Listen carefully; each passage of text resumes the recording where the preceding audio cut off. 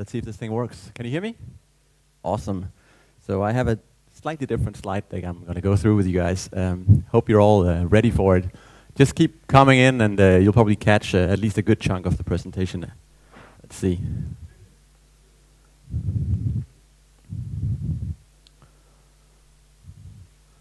So I'm here to give you front-end guys a small taste of Dart.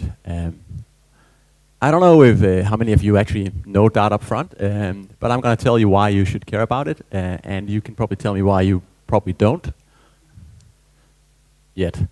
So hopefully this is going to change your attitude towards Dart a little bit, or at least foster some good questions. So I'm Kasper. I'm a Google engineer. 8 years ago, I started at Google in Aarhus, and the first project I did there was the V8 JavaScript engine.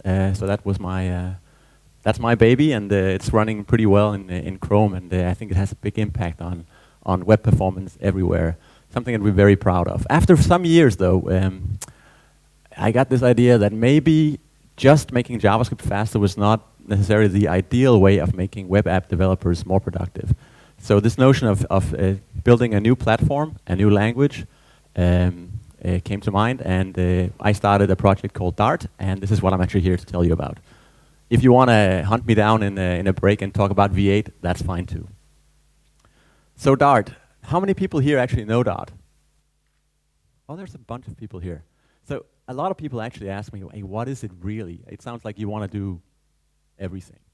I think there's some truth to that. So here's the very, very short introduction to Dart. What is it? It's a programming language.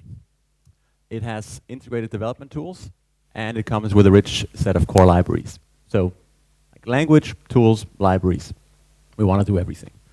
So Dart actually shipped last year as a 1.0, so people are starting building real production apps on top of it, which is a good thing.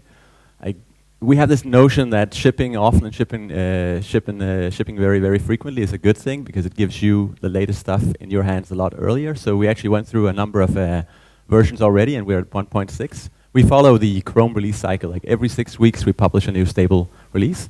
That keeps us engineers fairly busy, and that's a fun thing to do. So the way we market Dart is it's a scalable web app platform. That sounds fairly fluffy. It probably is fairly fluffy. I want to give you guys a chance to just like form your own opinion of what Dart really is, and maybe you can come up with a better way of marketing Dart after these. We've been through these slides. So first up, Dart actually runs.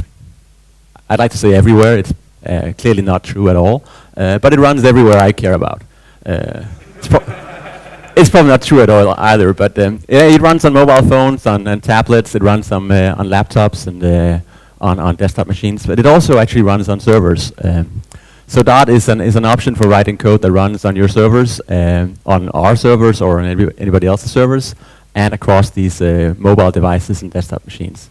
Mobile is the latest and greatest thing to focus on. I think it's truly important. In most settings, Dart actually run on top of a browser.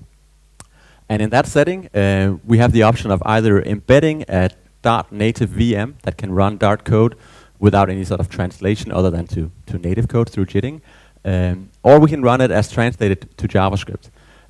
So it runs fine on Firefox, Safari, or IE, so you don't have to force users to change browsers. We do only support modern browsers, so IE8 and other ancient browsers are not something that we're targeting at this point at all.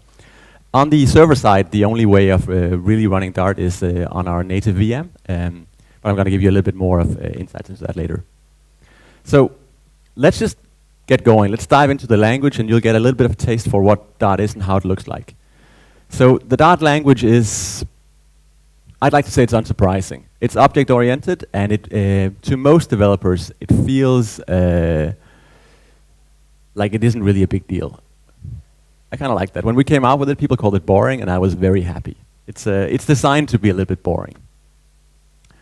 It has class-based single inheritance. This is well known from like C#, Java, other languages like that. It has a very familiar syntax. At some point, we toyed with this notion of not putting in curly braces. I'm pretty happy we ended up putting them in because apparently that is what makes it familiar to people. I've worked on languages like small talk in the past, and the absence of curly braces really make people cringe somehow. I don't know what happened. Somehow C just won.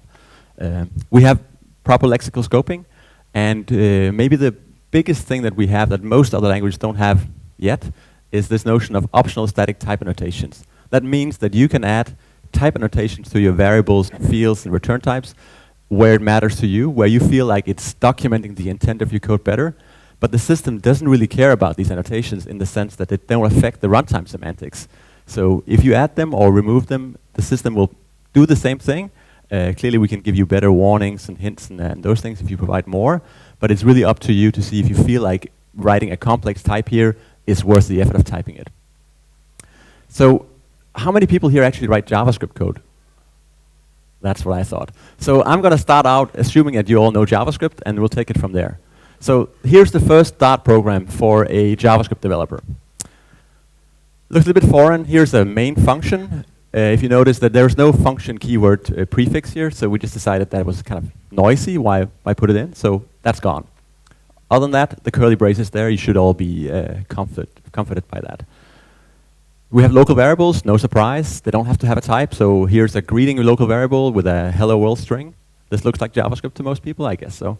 We can print things, like call methods, passing arguments, no surprises, and we actually decided to keep the braces balanced too. It is not a big deal either, but it seems nice. So here you have it. This is a Dart program. It's complete. It runs, and it does what you would expect. So how many people here actually write like, Java code? Oh, there are some people. How many people have written Java code? Oh, that's more. Okay. So there are a good chunk of people that feel like the web is a foreign and scary place, and they would like to bring more of the structure that they're familiar with from Java, C# to the web. So we felt like making Dart flexible enough to satisfy those people as well would be a good thing. So Dart is flexible. So we can change this code a little bit to make it, say, get a more of a Java programmer appeal. Let's try that. Done. So we added like the void type annotation on main and changed var greeting to string greeting. Now all the Java people are happy too, I guess. Well, maybe except that it doesn't look like Java because it's not crammed with classes. Like, so maybe we should fix that. Like, something's wrong here. I said this is for Java programmers, but there are no classes. Well, you don't have to put in classes in Dart to make it look like a Java program. You can write just fine without them, but of course you can add classes to your code. So let's try to do that. Here is a very simple class, like a person class. It has a single field called name, string. There's a constructor for the person thing that just takes this name and throws it in the field. This is just a shorthand for making that initialization pattern a lot shorter. There's a toString method that just returns that one value of the name field. And then I can use it up in the main function and create a new person, and I can use string interpolation to build up a string that says hello Kasper. Does this make sense to everybody? Hopefully it's simple enough. So this almost looks like Java, right? We can actually go back a little bit and change this to something that might appeal more to JavaScript folks again. And here we go. Like now it's var person instead of person. It seems shorter and I don't want to repeat myself too much. So maybe this is actually a little bit cleaner. I do lose a little bit of information. Like I don't know anymore that a person's name is always a string, but maybe this is okay. Dart doesn't really care too much. You still get some benefit from writing in Dart over JavaScript, even if the syntax is somewhat familiar. Like for one thing, there's no reason why you would write this.name in here. Like everything in the classes and in functions and everywhere is a lexically scoped. So that means that all these this.prefixes are not necessary, and you as a developer don't have to worry about forgetting them. It's actually a good thing. Also, if you do introduce small subtle bugs in your code, like a typo, there is a static analysis tool that will tell you about this. Plus, if you actually happen to run this code anyway, you'll get a recognizable runtime error as an exception right here, telling you cannot go get names spelled this way. It will not just produce some weird undefined value that you do not have a clue of what you want to do with later on. So we want to fail early and in a predictable way. And I think that really, really matters to developers. So maybe the last thing I want to say about language right now before we skip into something that might be even more interesting is that Dart is actually an open standard. It's governed by the same standard body that governs the ECMAScript standard. So we have this very snazzy new name. I mean, if you prefer not calling it Dart anymore and just want to refer to it as ECMA 408, I'm not sure I would be okay with that. But it is ECMA 408, and we have a technical committee now that actually governs the language evolution. So that was a super brief tour of the language. We're gonna get back to a little bit more of that later. So the other thing I want to talk about is tools. Like, tools are really, really important. So if you think about all the tools you need to be productive, it probably includes at least a good chunk of these tools in other setups. So we have tools for doing static analysis of code. Think like type checking. There's an editor. Clearly, you can also use your own preferred editor if you want to use Sublime or IntelliJ or whatever. That works fine too. Code formatting, and we have a package management system called Pub. That's the place you go play darts. Somehow, I don't know why, we ended up with all these puns in our setup, but Pub is one of them, and now it's just an established term, so we call it Pub. And if you're familiar with NPM in the Node community or Bower or something like that, it's the same idea. You have version constraints and things, and you resolve these dependencies, and you pull in like third-party packages from some online repository. Very convenient. There are two ways of executing code in Dart. You can run it on the Dart virtual machine. That means that we will take your source code as strings and convert it to machine code on the fly and make it fast. We can also take your Dart code and compile it to JavaScript, so you have the option of deploying your application to existing modern web browsers out there. This is what we see people do today when they deploy like real apps on the web today. They go through this translation step. You also need tools for helping you understand the runtime behavior of your code. A lot of new languages seem to neglect some of these things when they come out. And we didn't have everything covered when we came out the door either, but we're trying very hard to get to a point where we have excellent tools in that space too. So code coverage is one thing, maybe more importantly, a great debugger and a great runtime profiler. It really helps you if you want to figure out where time is spent. So I want to focus on two of these. I'm probably going to venture a little bit into some of the others as well, but just give you a feel of like how does that tooling look like and what can you do with it. So let's change and then do a little bit of a small demo of the Dart editor here. Can everybody see this at the back of the stage, back of the room as well? I can't see you, but I heard yeah, so that's good. Anyway, here's a very, very simple Hello World program. It's intentionally made a little bit too complex, so I have something to change while you look at it. So there's a main method that calls a show method, passing a string. In there, I find a div element in the HTML structure, and I replace the inner HTML on that thing with whatever message I got. Does it make sense? It's pretty simple. So it's supposed to make sense, and if it doesn't, then maybe Dart is too complicated. So I can run this thing in Dartium, which is it's a build of Chrome that has the Dart VM enabled. So we put in the Dart VM inside Chrome and shipped it as a development tool. So the nice thing about this is that if I go change the code in here and say hello cold front instead, I can just go here and refresh, and I don't need to go through a compile step. There's no translation to JavaScript going on here. It's just Dart running in your browser, just as it would have been if you wrote this in JavaScript. No difference. Of course, it also runs if you want to run it in JavaScript. But there's a little bit of delay here. While we translate the code to JavaScript, you have to wait for that. And this doesn't look that bad. It's a small project, but if you have a huge project, it might take a few seconds, and it really sort of changes how you work with code. The immediacy of being able to change something and just refreshing is refreshing. So I think it's really important to keep that, and that's the reason why we developed the Start VM, where you don't have a translation step. If we go back again, we can start messing a little bit with the code, right? We could introduce like simple mistakes, like let's try to show 42, and like, right away the system will tell you that 42 is not. I can show you the error message here. You probably can't see that one though. It says that an integer cannot be assigned to something that expects a string, so you cannot pass 42 into something that takes a string argument. And this is not a surprise to anyone who's used like a system with static types before. It's just what as you would expect. There are places though where, if we go back again here, where we cannot catch these things statically because of the dynamic nature of HTML. So if I go to the web part of this, like the HTML part, and change the div to a span instead, and I go back here and let's take this in Chrome here and refresh. what happens is really that I told the system that I was expecting to get a div element at this point. So the tooling we have allows me to actually catch that and say, hey, wait a sec, now it's not a div element more. It says down here, span element is not a subtype of div element. So it allows me to just get that feeling that actually I wrote in sort of a contract in my code saying I expected a div element. So the system tells me that that is actually not true anymore. So I'll change it to span element, or we can even just get rid of it, like var. Who cares? We can go here and stop that and try again. And you notice it changed a little bit because we went from div to a span, but it's a small thing. So another thing we can do very easily in Dart is we can use third-party packages. And Dart is structured around these import statements. So you have this graph of libraries that import each other. And you can use that. So if you start importing here, you can actually say I want to import a package, and it should be the strings package, and I want to import that and give it a name strings. The system now tells me that this is an unused import. Let's go use it. So we can take the message down here and say, let's split the message. I can do completions on these things. We split it, and say we split it on spaces.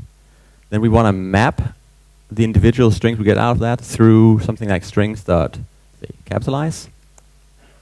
And then finally, we'll join them up with spaces in between again. Something like this.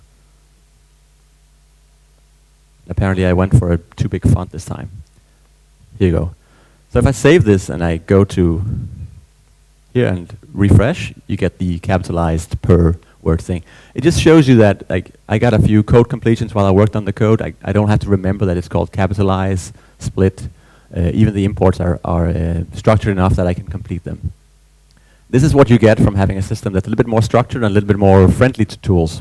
So this is very brief again, so if you want to play more with this, come talk to me afterwards or download and try yourself. So I think one notion here is that toolability, like the ability for a language to be sort of enriched by tools to make the developer experience better is a big deal. Like, so if a language is hard to write tools for, it's a bad thing for developers. So we tried to design Dart in a way that made it friendly towards tools. So how do you do that? What's the important things here? Well, this is my take on it. There's no clear-cut answer here, but I think it's really important that the language has enough structure, that things are declared, not like imperatively constructed, because that makes it really hard to reason about. Not just for tools, also for developers.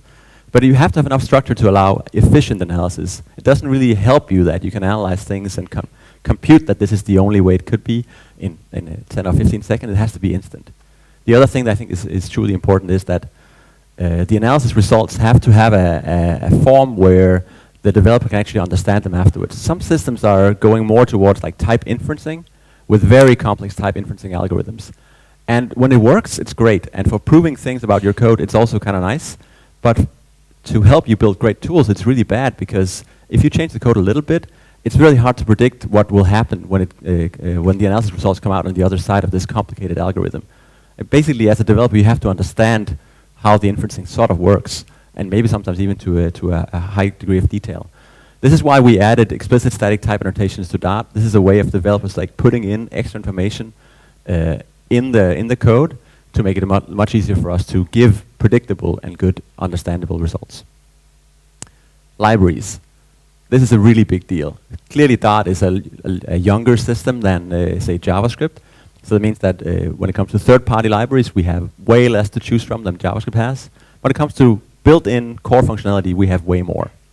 So the Dart libraries, they may not be as big as this, but the idea of having a richer set of core libraries, because it allows you to have a sort of a shared vocabulary between different frameworks and different libraries, really changes the game. So if you have more in your core library, of course, up to a certain extent, they're just a richer set of things you can and concepts you can pass around and you can agree on between different things. In JavaScript, sometimes frameworks just don't fit together because they're using different data types at the core of it, because the built-in data types are too limiting. There's work being done to make that better in JavaScript. I'm really looking forward to seeing that. So let's just take a very brief tour of some of the things we have. So there's a Dart core library, which is like the very, very basic stuff. This is not all the classes, it's just a set of them. Like bools, integers, doubles, strings, these are all class in the system. And they have like rich functionality, like being able to clamp a number between two inside one range, converting them to radix strings of a certain for outputting. For the string side, you can trim them and pad them, and we even have a language feature to make it easier to write these libraries called named optional parameters, where you can actually give your names, your optional parameters names, so that the call sites become a little bit easier to read. It's easier here to see what the intent of this pad left method call is, because we've added this name to there. It's not a Dart specific thing. Other languages have this as well, but it's nice to see it used in practice. We have like lists and maps and sets built into the system, and they actually come with a fairly nice set of sort of reactive style functionality built in. So if you have like a cache of things, that I guess map from integers to strings, you can actually take the keys of that map, find everywhere where the key is actually, say, an even number, and map that result of that to the values corresponding to those keys, and then go ahead and print them afterwards. And the key point, well, again, a bad pun apparently, but the most important thing here is that all these intermediate collections are lazy, so they're not really expanded as full collections. It's just they have this type iterable in the system, and that's our way of indicating that these are lazily constructed, and you just essentially end up printing exactly what you expect here without computing other complicated and expensive data structures in the mix. So there's also built-in support for asynchronous operations, futures and streams. Like here's one example. If you want to use an HTTP request to get a string from somewhere, then the result of that will actually be a future object that you can then enqueue a callback on that will, in this case, tell you that when that future is complete, when we get the real result of that getString operation, we want to print the result. The streaming one is perhaps even more interesting. Like all the events that happen in the DOM, for instance, are treated as a stream of events. That means that you can use fairly nice abstract functionality on top of that. So in this case, whenever someone has a key up event on an input thing, we can map that to a stream of the values actually written in that input, and then we can say we only want the distinct values. So we want a stream of the distinct values in that in a certain field, and then we want to print those. Like if you have to write this code by hand, it's actually quite a lot of lines of code, but expressing it this way is kind of neat and natural. So I think there's a lot of value in having this built into the system and built into the DOM abstractions and the HTML APIs we have. So we also have higher level libraries. I'm not going to cover these in any kind of detail, but I just want to tell you that there's a lot of interest in both Angular and in Polymer, and we have Dart variants of those things, and we're working very hard on making those really, really nice. At some point, at least, the Angular Dart one was actually used as sort of a starting point for designing Angular JS 2.0. So a lot of ideas are sort of cross-feeding between the two systems. I think that's the idea. That's what we want to be. So there are a few things I didn't mention in the language that I want to show you because they're just really cool. These are either new things or surprising things that I think you'll enjoy seeing. So we're adding some new language features. And when I say we, it's really the standards committee that is looking at how to roll these in a way that doesn't break backwards compatibility at all. All these things are planned and being worked on actively. Some of them are actually shipping.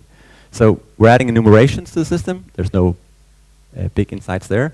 And we're adding the generators and async functions. For those of you who know C#, maybe Python, or maybe the work being done in the ECMAScript committee, this will feel fairly familiar.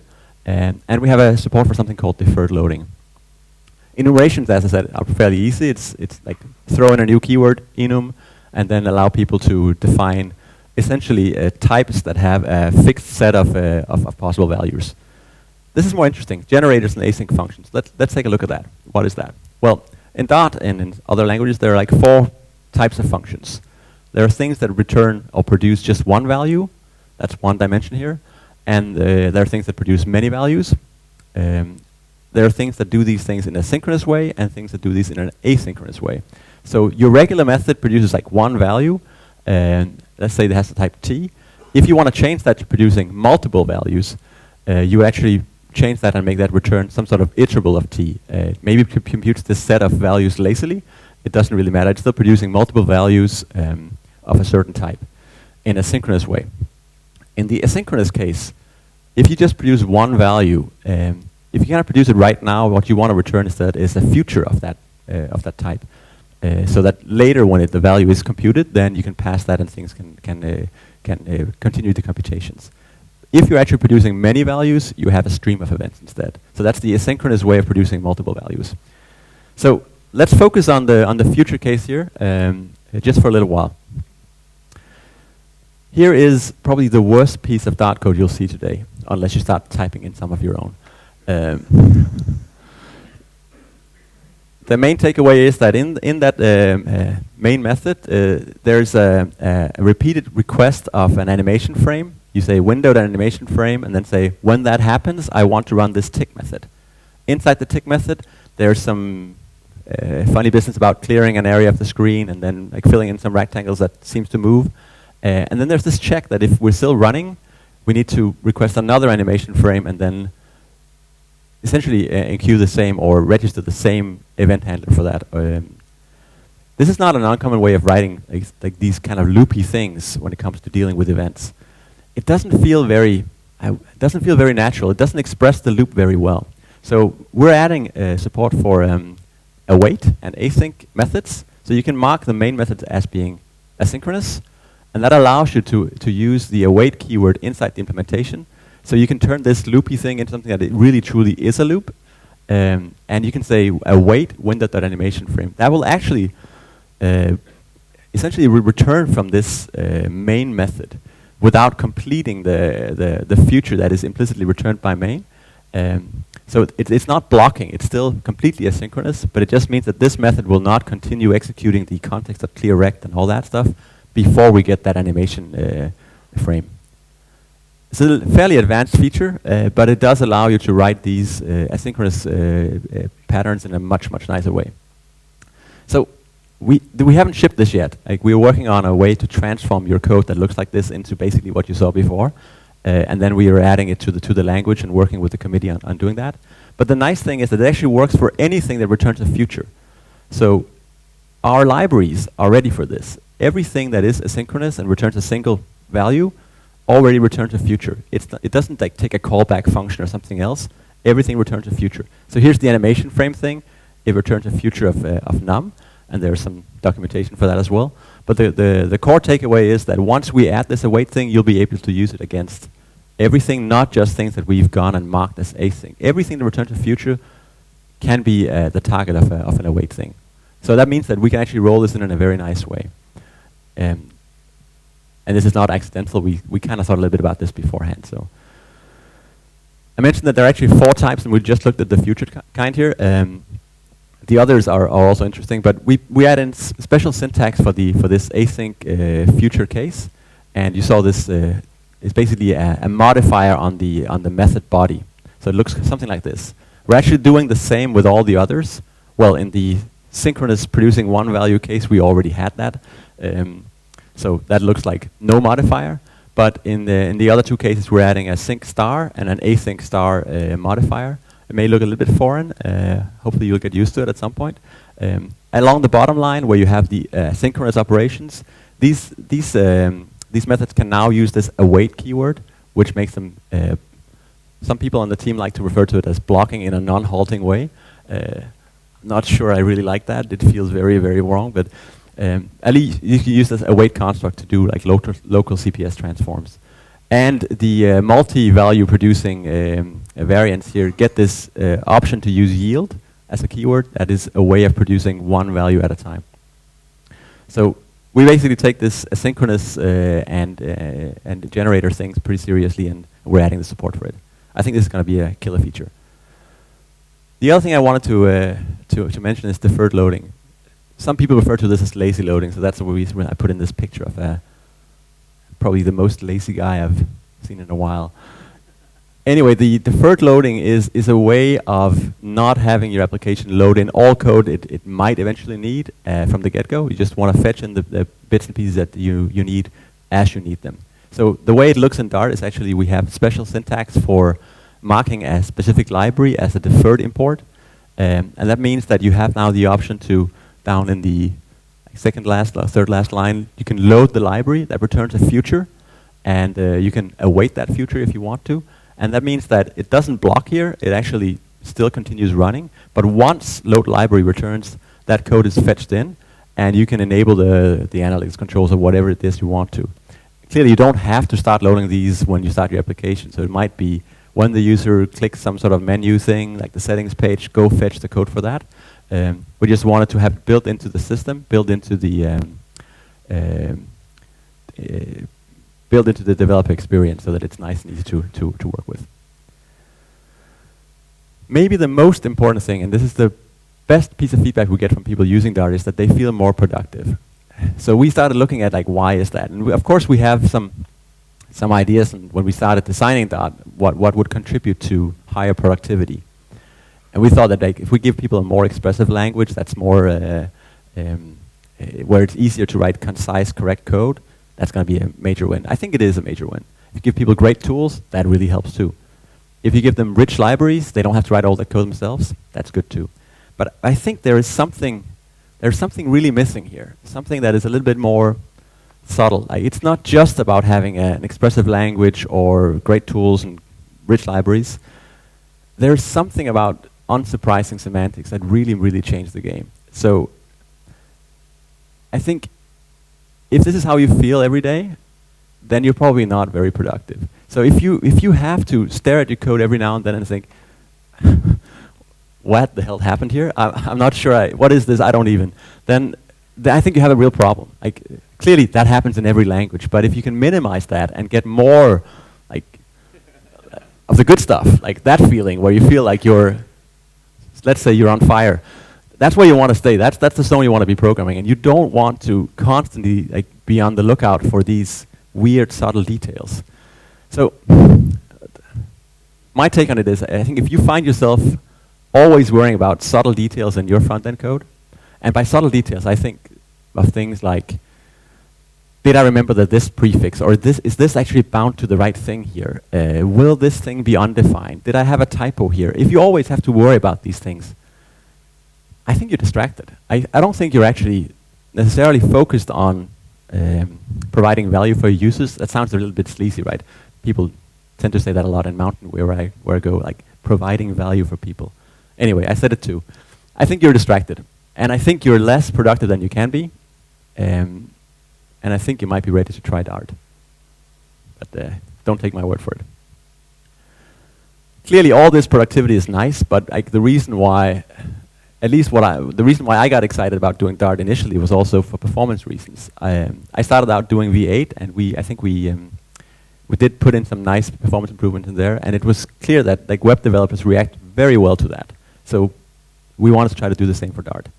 The thing is that benchmarks are really hard to get right. It's really hard to compare two runtime systems or two virtual machines.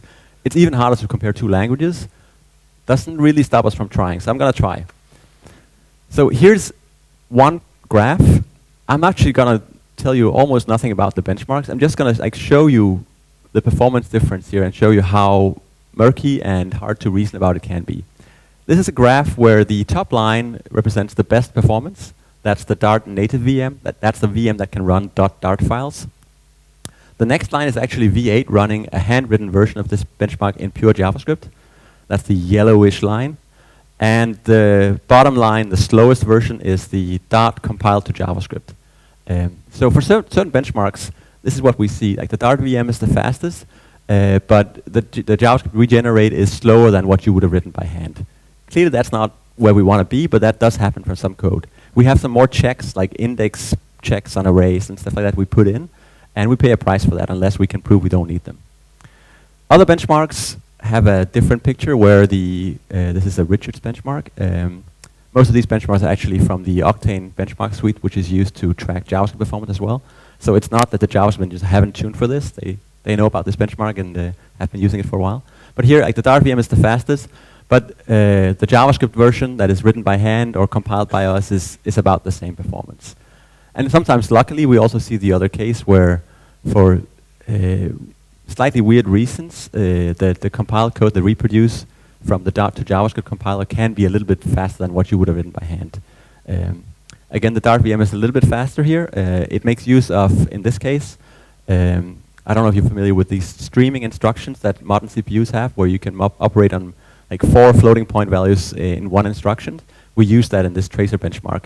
So you could say that's a little bit unfair that you don't have that functionality in JavaScript yet. It will come, but we're using it in the Dart VM because we can. It's kind of cool for these multimedia things where you just need to operate on multiple values. In this case, it's vector math that is optimized through this. So for these, let's admit it, fairly small benchmarks, it's a little bit of a wash. The Dart VM is faster in almost everything we measure here. Everything that's of a like big enough size. Regular expressions are not super fast on the VM yet, but we're fixing that. But I think we really need to start measuring on something bigger. So this is a somewhat unscientific experiment where I took the Dart to JS code base. It's actually written in Dart, like 110,000 lines of Dart code that can take Dart code and produce JavaScript output. So you can take that and compile it with itself. So now you get a Dart to JavaScript compiler written in Dart and one written in JavaScript. It features like a scanner and a parser and like an SSA-based optimizer, and there's a lot of different phases, a lot of code, a lot of stuff happens here. Lots of data structures, lots of things going on. But it's a much bigger thing. So I took this. So I'd really like to have like the yellow part here as well. Like, what would this look like if I wrote it by hand in JavaScript? It's just a lot of work, and if someone's up for it, we should start something on GitHub. But I'm not going to do it alone. It's a big piece of work. So anyway, so we have this comparison between these two systems. So when I run them on top of the Dart VM or on top of V8, like a fairly modern version of V8, there's a big discrepancy here. So the Dart system completes in like 18 seconds-ish, maybe 19, and it spent like 153 megabytes, like high watermark on running this through this.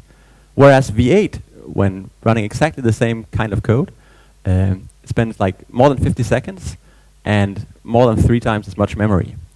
That's kind of interesting, and that's what the kind of feedback we get from people that have really been pushing the Dart applications, like build really big things. They actually see that the memory usage that they get is much better than what they would have expected if they'd written the same thing in JavaScript. And there are reasons for that, like Dart objects are not expandable, so you cannot add any property to any object as you go. And then you pay a price for having that functionality built into the core of your system in JavaScript. But the difference here is pretty big. Clearly, part of the answer here could also be that the Dart.js compiler, when compiling itself, generates suboptimal output, and this is the unscientific part here. So it would be great to have that thing in the middle that would tell us how much of the difference here is because Dart.js does a bad job, and how much is this just because Dart as a language and in the VM implementation is just faster. I guess we'll never fully know, but I can tell you that the feedback that we get from people that have written something really big in Dart is that they generally see it being 2 to 3 times faster than what they would expect from a big JavaScript app, and using a lot less memory. There's a lot of selection bias on that. Like people that already decided to use Dart for that would probably come tell us that it's great. So I guess we'll never truly know about this. So I think it's time for some conclusions here. Dart is a lot of things. Language, tools, libraries, in some order. It's a platform. It's a platform that you can use on the client side for building front-end code, on the server side, or even, as we see more and more, in combinations. Like people want to build the client-side code and the server-side code in the same language so that they don't have to decide upfront if they want to ship it to the code to the client or maybe run it on the server. Or sometimes it's just nice that you can run it in both places if you want to. Maybe depending on the capabilities of the device that is doing the computation. So I hope I've showed you that Dart is relatively unsurprising. At least you followed the original small examples fairly well, it seemed. It's object-oriented, so there are no surprises there as well, I guess. It's fairly reasonable. It's not very academic. It's not very fancy in many ways. It's very down to earth, built by engineers, hopefully for engineers. Familiar? I probably haven't demonstrated that it's productive, so this is, again, one of the things where you just have to either trust me or go disprove me.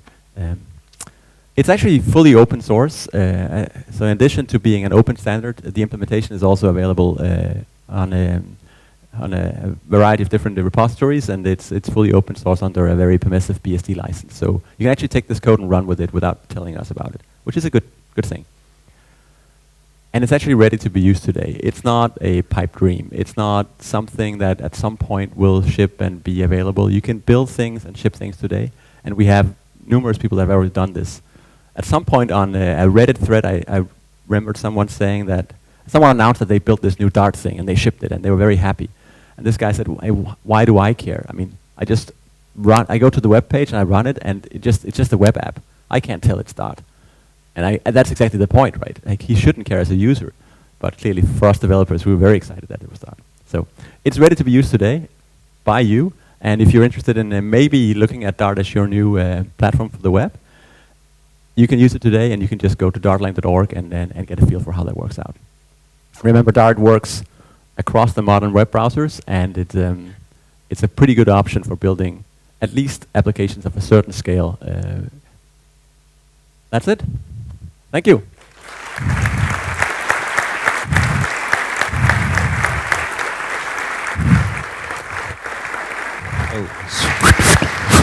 So we actually have a bit of extra time, so if there's any questions, I'm sure Kasper will be ready to take them. So if you have a question, raise your hand, and I will try to run around with like a chicken over here. And if I don't take your question here, find me later at the either a break or at the event later, and we can have a chat about your question. So let's take a few. Hey, my name is Martin. There was one what moment for me, and that was the async star for the stream. What's that all about, the star? Oh, the star? The reason why we have the star is clear that you are producing multiple values in an asynchronous way. And there is, so we are, of course, influenced by other languages as well in this space. And there's going to be like a yield and a yield star operator in Dart as well, and in JavaScript. And it's very similar to that in the sense that you're going to, with a yield star operation, you're going to be able to yield multiple values in one go. So we thought that making it look syntactically close to that was a good idea. So if you have an async star modifier in a method, you have the option to, from in that method, to await things or to yield multiple times, or to use this yield star thing to yield multiple values in one go. It's a little bit complicated, and I think it's actually one of the areas where the async extensions we're putting into the language is going to make the biggest difference, because writing your own streams is really hard. Consuming them is fairly easy, but producing your own streams is hard, and we're going to make that a lot easier.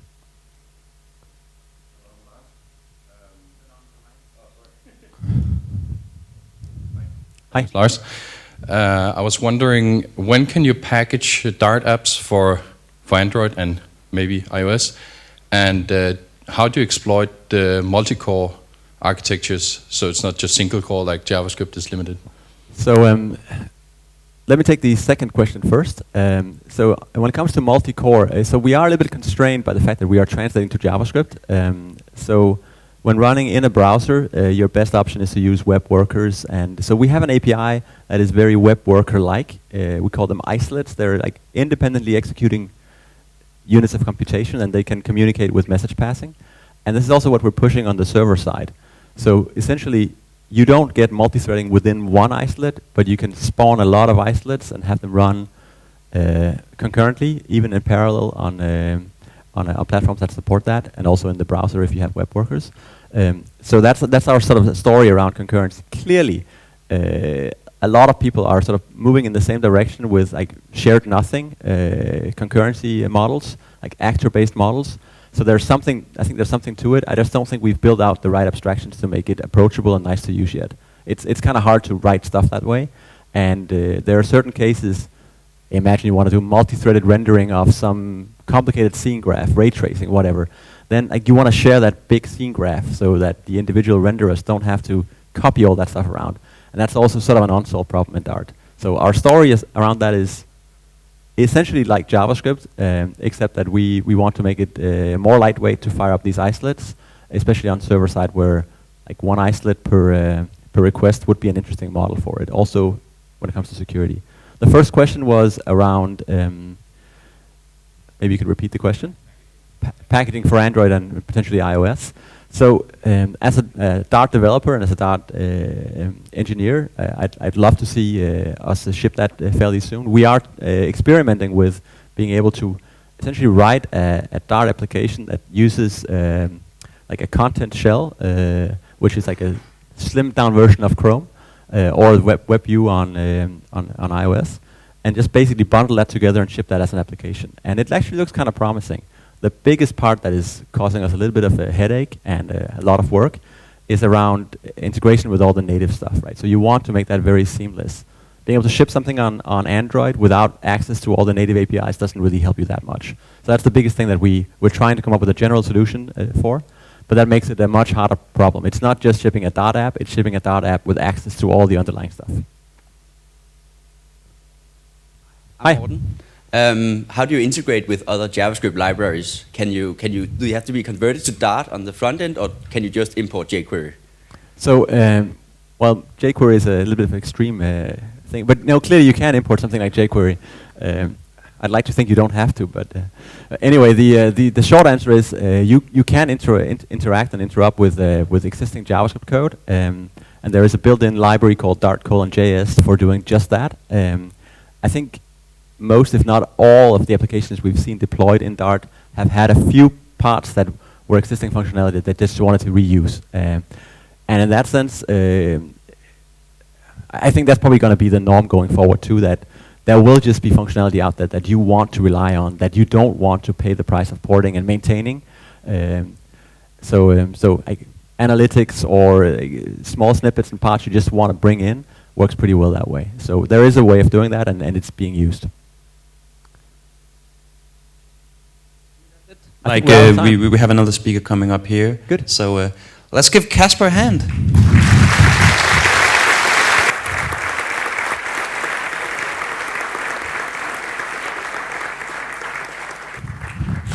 So while Eric is setting up, I can see there's a few spots available. So as I said before, we are sold out, and I would prefer people to sit in the seat instead of sitting on the floor. So if you have a seat next to you, like help people find the spot. If you have your bag, don't use a seat for that.